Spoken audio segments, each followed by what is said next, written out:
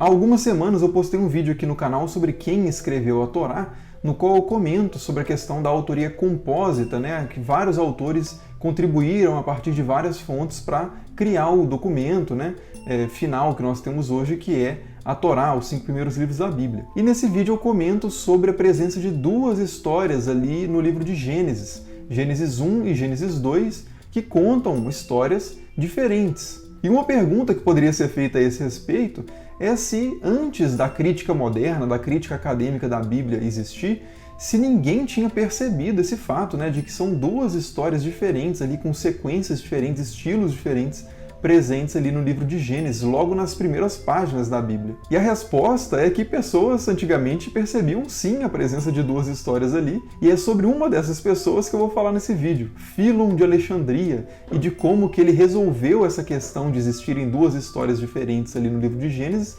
a partir da teoria das formas de Platão. Então, se você se interessa pelo tema, e tem que se interessar muito, porque esse vídeo é dos mais esquisitos que eu já fiz no canal, se inscreva aí já no canal, deixe comentários, curta e tal, para o vídeo ter uma boa pontuação no algoritmo e chegar para mais pessoas.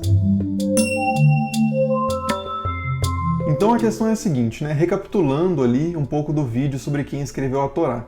A Bíblia, de forma geral, foi escrita por vários autores ao longo de muito tempo, e isso traz características diferentes ali, discerníveis no texto a partir de uma análise textual, que você encontra características de autores diferentes, de tempos diferentes, de momentos da língua diferentes, em que algumas palavras eram comuns e outras não, em que às vezes você tem a influência de outra língua, como o aramaico, a influência do grego, etc. e tal. Então, através dessa crítica textual, você vai discernindo ali várias fontes, por assim dizer, participantes na composição do cânon da Bíblia. E um exemplo dessa multiplicidade de fontes, muito claro, é Gênesis 1 e Gênesis 2. A história presente ali em Gênesis 1 sobre a criação do mundo é a famosa história da criação do mundo em 6 dias, né? Em que Deus cria tudo pela palavra. Esse Deus chamado de Elohim diz, haja luz e há luz, separe as águas de baixo, as águas de cima, e essas águas são separadas, e por aí vai. Tudo nessa primeira história é muito esquemático, simétrico,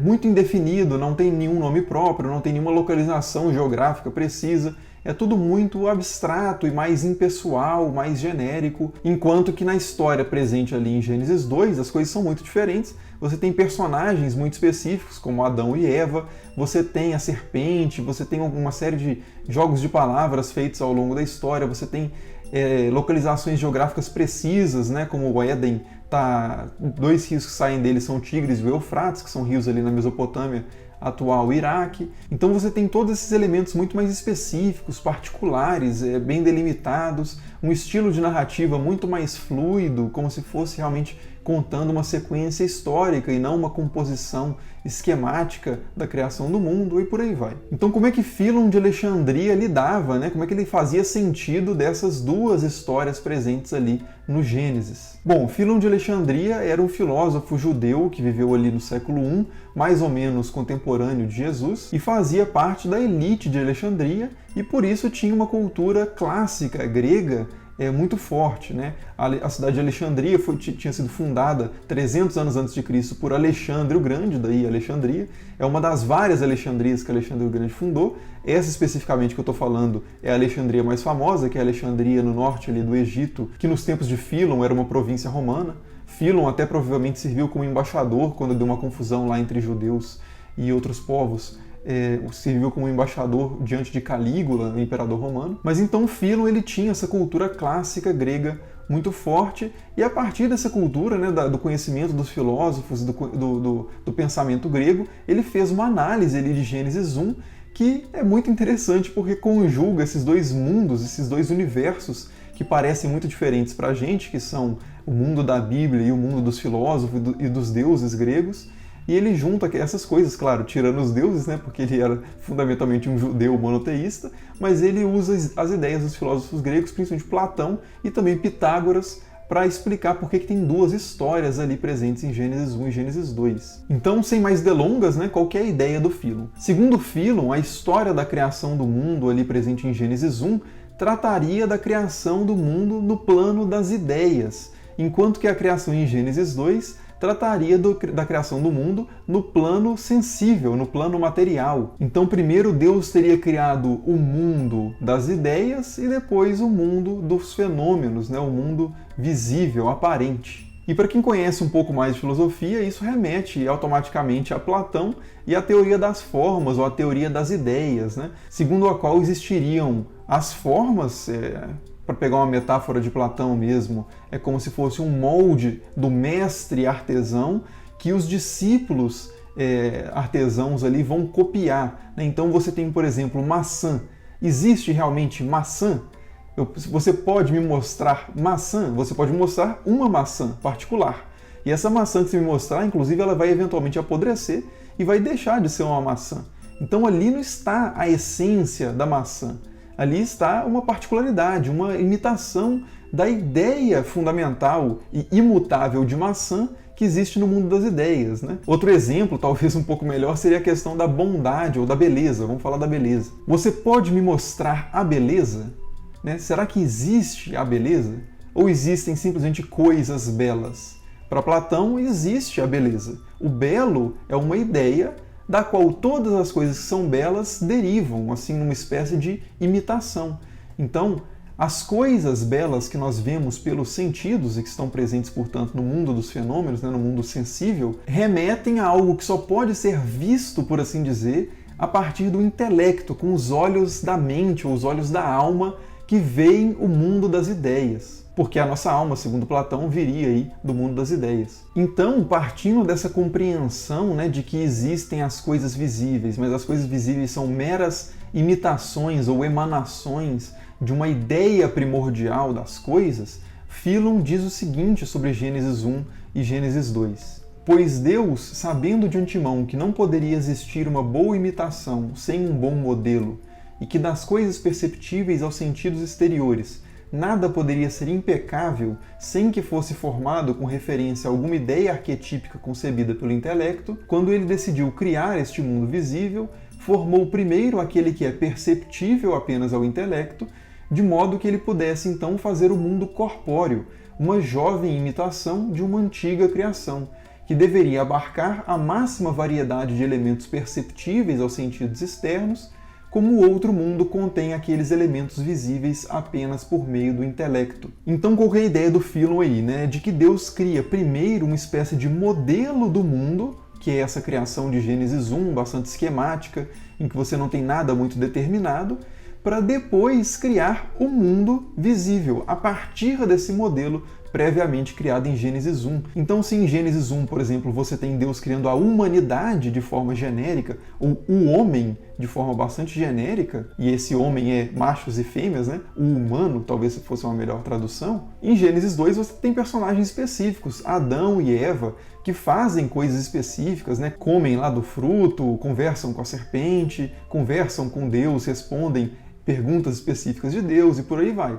Então Deus teria criado ali em Gênesis 1 o modelo humano, o humano no sentido genérico, no sentido ideal, e depois criado humanos específicos. E seguindo também Platão, Philon fala sobre a alma, que inclusive vai ser uma ideia que vai se desenvolver principalmente, inclusive, da filosofia grega para entrar ali no cristianismo, né? Essa ideia de alma incorpórea, imortal, não era algo muito presente ali no judaísmo antigo, mas Philon fala dessa questão da alma também a partir de Platão, porque a alma seria precisamente o que capturaria o mundo mais verdadeiro, o mundo mais real, que é o mundo das ideias. Então Philon diz o seguinte: pois a mente que existe em cada indivíduo fora criada à semelhança da mente presente no universo como seu modelo primitivo, sendo de certo modo o Deus do corpo que o transporta, o Deus do corpo, ou seja, a mente, e carrega sua imagem com ele. Ou seja, haveria uma espécie de alma primordial criada ali em Gênesis 1, a imagem e semelhança de Deus, da qual todas as outras almas existentes derivariam por imitação, mas seriam a parte mais nobre ali da existência humana, que acaba entrando num dualismo, né, corpo e alma, que também não era muito típico do judaísmo antigo, mas que a partir da cultura grega entra fortemente aí no judaísmo, pelo menos no judaísmo de Philon, né? Outro elemento bem interessante na leitura de Philon sobre o Gênesis é a questão da numerologia também, que ele busca principalmente em Pitágoras. Então, a partir dos números presentes ali, principalmente em Gênesis 1, né, da criação de tal coisa no dia 1, no dia 2, no dia 3, Philon começa a fazer uns comentários bem interessantes, né, que soam bem estranhos, inclusive, para o nosso paladar moderno, mas que tem tudo a ver com o mundo no qual ele vivia e na cultura na qual ele lia a Bíblia, né? Isso é um ponto interessante também, que é que a leitura da Bíblia em qualquer tempo sempre tem muito a ver com esse tempo específico no qual ela é lida, né? Então, se você lê a Bíblia hoje, você acha que está pura e simplesmente lendo a Bíblia, mas você está lendo a Bíblia com as lentes, né, do seu tempo, da sua própria experiência, criação, conceitos, linguagem, etc. E com Philon não era diferente. Então, quando Philon vai interpretar os números presentes ali na história da criação, algumas lições que ele tira são as seguintes. O mundo foi feito em 6 dias. Não porque o Criador tinha necessidade de um período de tempo, pois é natural que Deus devesse ter feito tudo de uma única vez, mas porque as coisas criadas precisavam de ordem, e número é análogo à ordem. E de todos os números, 6 é, pelas leis da natureza, o mais produtivo, pois de todos os números da unidade em diante é o primeiro perfeito, sendo feito igual às suas partes e sendo feito completo por elas. O número 3 sendo metade dele, o número 2 sendo 1/3 dele e a unidade sendo 1/6 dele. E, por assim dizer, ele é formado para ser tanto masculino como feminino, e é formado pelo poder de ambas as naturezas, pois nas coisas existentes o número ímpar é masculino e o número par é feminino. Assim, dos números ímpares, o primeiro é o número 3 e dos números pares, o primeiro é o número 2. E os dois números multiplicados fazem o 6. Então eu acho assim, essa passagem muito interessante, porque ela é estranhíssima, mas ela faz todo sentido no contexto da leitura da Bíblia de Philon, que era repleto de filosofia pitagórica, né, que fazia essas relações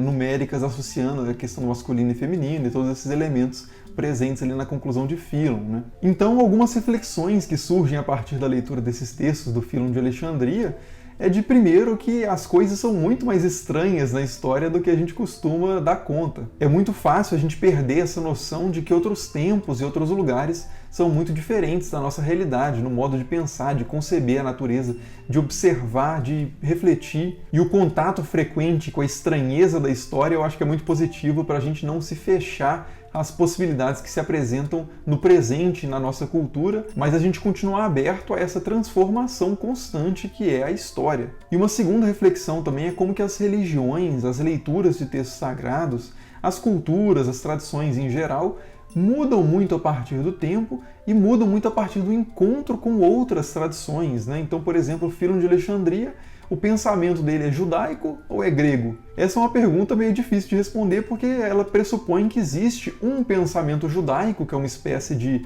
produto pronto, construído e acabado, e outro produto pronto, construído, acabado e imutável, que seria o pensamento grego. Mas, na verdade, o pensamento grego é muito diverso e se transformou muito ao longo da história, encontrando várias culturas. Foi influenciado pela cultura egípcia, de outros povos da Ásia, ao longo da história.